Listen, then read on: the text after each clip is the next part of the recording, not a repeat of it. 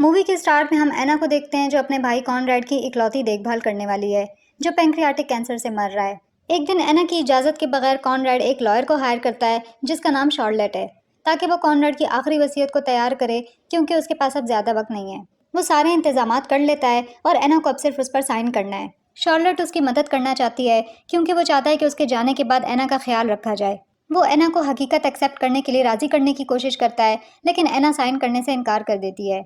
अब लॉयर के जाने के बाद हम एना और कॉनरैड को एक दूसरे को गले मिलते हुए देखते हैं। अपने आखिरी अल्फाज के तौर पर वो एना से कहता है कि वो अब स्ट्रांग है और हमेशा घर के अंदर बंद होकर नहीं रह सकती। वो कहता है कि उसे अब बाहर निकलना है और दुनिया का हिस्सा बनना है, और ये भी कि उसे अपने बाप को माजी में की गई उसकी गलतियों के लिए माफ़ कर देना चाहिए। लेकिन एना अपने बाप को माफ़ करने के बारे में सोचना भी नहीं चाहती और इसलिए वो कमरे से बाहर निकल जाती है। बाद में उस रात सोते हुए कॉनरैड की मौत हो जाती है, जिससे एना घर में बिल्कुल अकेली रह जाती है और अपने इस गम में खुद को संभालने की कोशिश करती है। अगली सुबह डैन खाना देने के लिए आता है, जो एना का दोस्त है और अक्सर उनके घर खाने की डिलीवरी करता है। एना उसे अंदर बुलाती है और वो उसके गम में उसे थोड़ी तसल्ली देता है। डैन उसे बताता है कि वो इस शहर को छोड़ना चाहता है, लेकिन उसके पास इतने पैसे नहीं हैं। ये सुनकर एना उसे पैसों का एक बैग देती है। वो कहती है कि अब जब उसका भाई चला गया है, उसके पास इतने पैसे हैं कि वो नहीं जानती कि उनका क्या करे। लेकिन डैन इस ऑफर से इनकार कर देता है। अगले सीन में एना कॉनरैड के फ्यूनरल में जाने के लिए तैयार होती है, लेकिन अपने डर की वजह से बाहर नहीं जा पा रही। शार्लेट बार बार उसके लैंडलाइन पर कॉल करती है क्योंकि उसे उम्मीद थी कि एना फ्यूनरल में ज़रूर आएगी। लेकिन एना चाय बनाने के लिए पानी उबालने लगती है। कुछ देर बाद एक गाड़ी उसके घर के बाहर आती है और उसमें से 3 गुंडे निकलते हैं। एना ये देखकर डर जाती है और किचन के टेबल के नीचे छुप जाती है। वो तीनों आदमी उसके घर में घुस जाते हैं और कमरों में जाकर कुछ ढूंढने लगते हैं। अब अचानक चूल्हे पर रखा पानी उबलने लगता है और केटल सीटी मारती है, जिससे उन गुंडों की तवज्जो किचन की तरफ हो जाती है। एना समझ जाती है कि अब उसे कहीं और छुपना होगा, इसलिए वो किचन से बाहर निकलती है और ऊपर की तरफ चली जाती है, और तभी वो आदमी किचन में घुस जाते हैं। उस उबलते हुए पानी को देखकर वो लोग समझ जाते हैं कि एना ज़रूर घर में मौजूद है, इसलिए वो फ़ोन की लाइनें काटने का फैसला करते हैं ताकि वो मदद के लिए कॉल न कर सके, और फिर उसे ढूंढने लगते हैं। अब उनमें से एक पेरी नाम का आदमी ऊपर जाकर चेक करने का फैसला करता है और आखिर उसे ढूंढ लेता है, जिस पर एना फ़ौरन सामने के दरवाजे की तरफ भागती है। लेकिन उसका डर फिर से उस पर हावी हो जाता है, इसलिए वो बाहर निकलने से पहले ही रुक जाती है। वो चोर ये देखकर काफ़ी हैरान होते हैं। फिर वो लोग एना को बिठा देते हैं और उनका लीडर जेपी उससे सवाल करना शुरू कर देता है कि वो अपने पैसे कहाँ रखती है। लेकिन पेरी काफ़ी जालिम और बेसब्रा होता है और मशवरा देता है कि उन्हें एना को मार देना चाहिए, और जब वो अपना काम ख़त्म कर लें तो घर को जला देना चाहिए। वो इस मकसद के लिए घर के अंदर पेट्रोल का एक डब्बा भी ले आता है। वेंस काफ़ी नॉर्मल होता है और इस बात के सख्त खिलाफ होता है और उसे कहता है कि उन्हें यहाँ से चले जाना चाहिए, जिस पर जेपी और वेंस एना को पेरी के हवाले छोड़ देते हैं, जबकि वो दोनों पैसे ढूंढने लगते हैं। इसी बीच पेरी एना से सवाल करता है कि उसने दरवाजे के करीब रुकने की इतनी बड़ी बेवकूफ़ी क्यों की। यहाँ ये पता चलता है कि एना को एगोराफोबिया है, जो बाहर की दुनिया का खौफ होता है, और यही वजह है कि वो अपने बाप की मौत के बाद से पिछले 10 सालों से अपने घर से बाहर नहीं निकली। ये जानकर पेरी अब उसे तंग करने का फैसला करता है और ज़बरदस्ती उसे सामने के बरामदे पर खींच कर ले जाता है, जिससे एना की हालत ख़राब हो जाती है। जेपी उन दोनों को रोक देता है और एना को पकड़ लेता है कि तभी एना अपना कंट्रोल खो देती है और अपने आप को गीला कर लेती है। फिर जेपी उससे पूछता है कि पैसे कहाँ हैं, लेकिन एना ज़हनी दबाव का शिकार होती है और बोल नहीं पाती। वो उसे दोबारा अंदर ले जाते हैं और इस बार जेपी अपने भाई वैंस से कहता है कि वो एना का ख्याल रखे, क्योंकि पेरी बहुत बेरहम है। फिर वैंस एना को एक साफ स्वेट पैंट्स देता है और उसे कहता है कि वो चेंज करे, लेकिन वो अपनी जगह से नहीं हिलती। अब दूसरी तरफ जेपी और पेरी बेसमेंट की तलाशी लेना शुरू करते हैं। वहाँ उन्हें कई दरवाजे मिलते हैं, जिनमें से एक दरवाजे का हैंडल नहीं होता। उधर कपड़े चेंज करने के बजाय एना वैंस से बात करने की कोशिश करती है और उसे कहती है कि वो दूसरे दोनों चोरों की तरह नहीं है। ये बात वैंस को गुस्सा दिलाती है और वो एना की तरफ बढ़ता है और कहता है कि ये सारा प्लान उसी का था और वो उसे नहीं छोड़ेंगे। कि तभी खाने की डिलीवरी करने वाला डैन अंदर आता है और वैंस को पीछे खींच लेता है। लेकिन हैरत की बात यह है कि वैंस डैन का नाम लेकर उसे बुलाता है, जिससे साफ जाहिर है कि वो एक दूसरे को जानते हैं। एना इस बात पर काफ़ी हैरान होती है और कमरे से बाहर भागकर छुप जाती है। इस सारे हंगामे से जेपी और पेरी की तवज्जो भी इनकी तरफ हो जाती है। वो सब लिविंग रूम में जमा हो जाते हैं और ये पता चलता है कि एना दोबारा छुप गई है। अब पेरी और वेंस एना को ढूंढना शुरू करते हैं और जेपी डैन को लिविंग रूम में बांध देता है। बेसब्री से पेरी अब एना के तोते को निकालता है और एना की तवज्जो हासिल करने के लिए उसे मारने की धमकी देता है।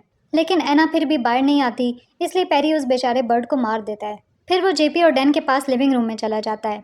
एना भागकर बाथरूम में छुप जाती है और वेंस आखिर उसे ढूंढ लेता है। वो डर जाती है और उसकी गर्दन में चाकू मार देती है, जिससे वो मर जाता है। फिर वो उसकी लाश को खींचकर बेसमेंट में ले जाती है।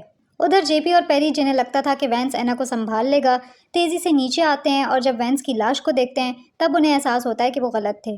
वो बेसमेंट में एना के सामने आते हैं, जो एक दरवाजे के जरिए भाग जाती है और उनकी नज़रों से गायब हो जाती है, जिसके बाद दिखाया जाता है कि अब एना कामयाबी से ऊपर वापस आ चुकी है।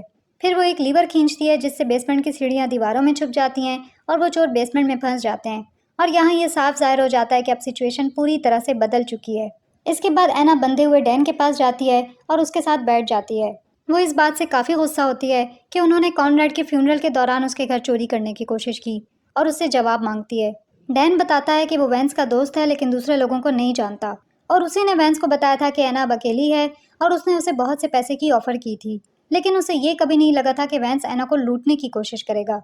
ये सुनकर एना गुस्से में आ जाती है और बेरहमी से डैन की उंगली तोड़ देती है।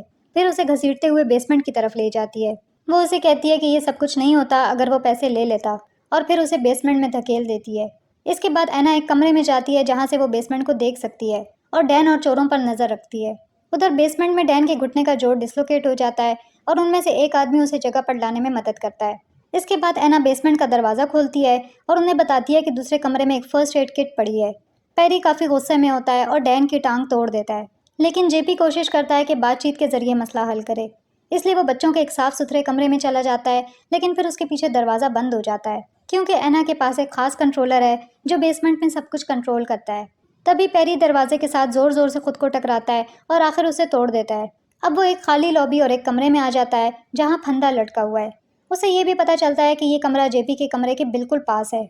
अचानक लॉबी की लाइट्स बंद हो जाती हैं, जिस पर पैरी लॉबी में वापस आ जाता है। अब लाइट्स दोबारा ऑन हो जाती हैं और उसे दीवार में एक सुराख नजर आता है। जब वो उसमें झांकता है तो उसे ऊपर जाने वाली सीढ़ियाँ नजर आती हैं, लेकिन जब वो जेपी को इसके बारे में बताने वाला होता है तभी एना उसके पीछे आती है और उसके सर पर हथौड़ा मार देती है।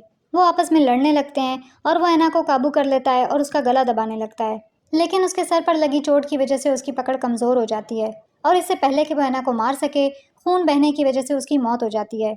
अब कुछ देर बाद शार्लेट उसके घर आ जाती है ताकि एना की खैरियत मालूम कर सके। वो उससे पूछती है कि डैन की गाड़ी बाहर क्यों है। दूसरी तरफ बेसमेंट में डैन पेरी को देखने जाता है, लेकिन उसकी जगह उसे एक कूलर नजर आता है। जब वो उसे खोलता है तो बर्फ में जमी हुई लाश को देखकर डर जाता है। ऊपर एना एक छुरी उठाती है ताकि शार्लेट पर हमला कर सके, जबकि साथ ही डैन दीवार के सुराख की तरफ जाता है और सीढ़ियों के ऊपर चढ़ना शुरू करता है। फिर सीढ़ियों के आखिर में छत पर नॉकिंग करता है। शार्लेट की तवज्जो उस नॉकिंग की तरफ हो जाती है, लेकिन एना फौरन उसे यकीन दिलाती है कि ये आवाज़ बस घर के रेडिएटर से आ रही है। शार्लेट उस पर सवाल नहीं उठाती और चली जाती है। फिर एना बेसमेंट में जाने का फैसला करती है। वो डैन के सामने आ जाती है और उसे ज़ोर से उठाकर एक छोटी अलमारी में लॉक कर देती है। फिर वो एक और कमरे में जाती है जहाँ एक पेंटिंग के पीछे वन वे मिरर लगा होता है, जिससे वो जेपी को देख सकती है। अब एना अपना खास कंट्रोलर निकालती है और अलमारी के दरवाजे खुल जाते हैं, जिससे डैन अलमारी से बाहर गिर जाता है। जेपी को अब शक होता है कि एना मिरर के जरिए उन्हें देख रही है और वो शीशा तोड़ने की कोशिश करता है, लेकिन फिर एना एक स्पीकर के जरिए बोलना शुरू करती है और कहती है कि ये शीशा बुलेट प्रूफ है। फिर वो जेपी से कहती है कि ड्रॉर में पड़ी हुई शर्ट को पहने, और वो ना चाहते हुए भी उसे पहन लेता है। अब वो सोचने लगता है कि एना के घर में ये अजीबोगरीब कमरे होने की वजह क्या है, और अपना ख्याल उसके सामने रखता है कि एना का भाई कॉनरेड एक साइको था। वो कहता है कि उन्होंने लोगों को अपने जाल में फंसा कर यहाँ बुलाया, फिर कॉनरेड ने उन्हें मार डाला, जबकि एना उन्हें देखती रही और उनसे बात करती रही। जेपी के ये अल्फाज एना को भड़का देते हैं और वो इन बेबुनियाद इल्ज़ामात से साफ इनकार कर देती है। फिर वो दीवार के जरिए एक फाइल निकाल कर उसकी तरफ फेंक देती है और बताती है कि वो और कॉनरेड सिर्फ बच्चों के साथ ज्यादती करने वालों को अगवा करते थे ताकि उन्हें सबक सिखा सकें, क्योंकि उनका बाप भी बच्चों के साथ ज्यादती करने वालों में से था जो एना के बचपन में उसे अब्यूज़ करता था। फिर एक दिन कॉनरेड ने अपने बाप को मार डाला और तब से एना ने घर से निकलना बंद कर दिया। ये सुनकर जेपी उसके बाप की उसके साथ की जाने वाली ज्यादतियों का जिक्र करते हुए उस पर तंज करने लगता है, जिससे एना की परेशानी मजीद बढ़ जाती है और कहता है कि उसका भाई पागल था और लोगों को मारने में उसे मज़ा आता था। वो उसे खामोश होने के लिए कहती है और रोने लगती है, और डैन भी उसे चुप होने के लिए कहता है। फिर एना बताती है कि कमरे में एक रिवॉल्वर है और डैन से वादा करती है कि अगर वो जेपी को मार दे तो वो उसे बाहर निकाल देगी, लेकिन डैन बहुत नरम दिल होता है और इस बात से इनकार कर देता है। जेपी ये सुनते ही डैन को धक्का देता है और फिर खुद गन उठा लेता है। अब एना उसे चोरी करने के लिए तौबा करने का मशवरा देती है और ये सुनकर जेपी रोने लगता है।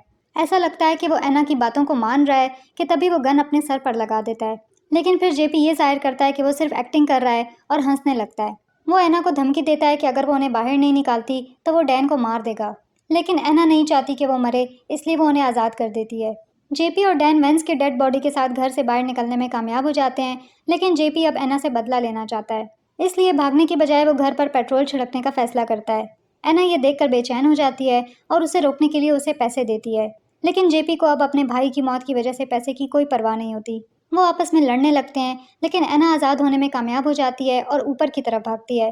जेपी गुस्से में उसका पीछा करता है और उसे बिस्तर पर दबोच लेता है। अब एक खौफनाक लम्हे में वो उसको मारने से पहले ये जाहिर करता है कि वो एना के साथ वही करेगा जो इससे पहले उसका बाप करता था। लेकिन खुशकिस्मती से उसी वक्त डैन अंदर आता है और उसे रुकने के लिए कहता है। जेपी की तवज्जो हट जाती है और एना इस लम्हे का फ़ायदा उठाते हुए उससे गन छीन लेती है और उसे गोली मारकर कत्ल कर देती है। फिर वो दोनों खामोशी से नीचे आ जाते हैं और जो कुछ भी हुआ उसकी वजह से गहरे शौक में होते हैं।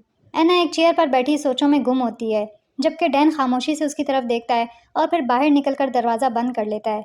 आखिरी सीन में दिखाया जाता है कि एना अपने एगोराफोबिया का सामना करने का फैसला करती है। वो अपने घर को आग लगा देती है और उसमें छुपे उसकी ज़िंदगी के सारे राजों को जलाकर ख़त्म कर देती है। जब आग के शोले पूरी बिल्डिंग को लपेट लेते हैं तो एना पीछे मुड़कर चल देती है और उस ज़िंदगी को अपनाने के लिए तैयार हो जाती है जो उसके भाई ने उसके लिए सोची थी। और यहाँ मूवी ख़त्म हो जाती है। मूवी पसंद आई हो तो वीडियो पर लाइक और कमेंट ज़रूर करें और चैनल को सब्सक्राइब करें। अब मैं मिलूंगी आपसे एक नई मूवी के साथ। तब तक के लिए टेक केयर।